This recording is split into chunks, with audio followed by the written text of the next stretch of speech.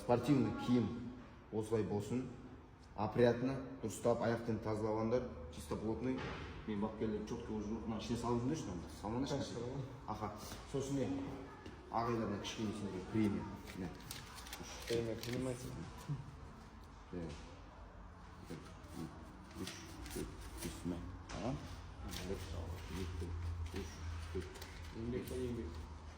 Сен келе сал, премия алып кетті ғой.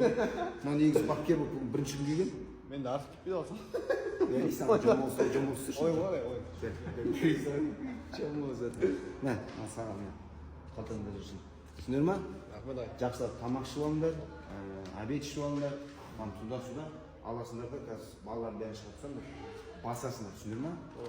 Бүкіл не информация Мұхаммед Әлиге замсы. Бар, все, балалар шығандықтай.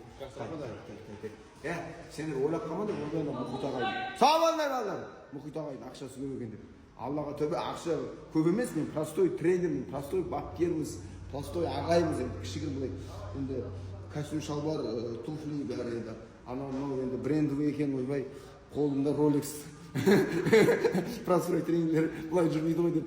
Простой тренермен, Құдайға шүкір, простой тренеріміз, Аллаға шүкір, ішкі дүниеміз бай ғой. Мұхит ағалардың ішкі дүниелері бай.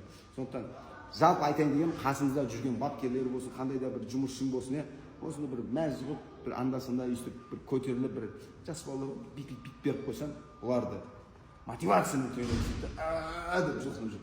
Жалпы жақсы күндеріңіз молынан болсын.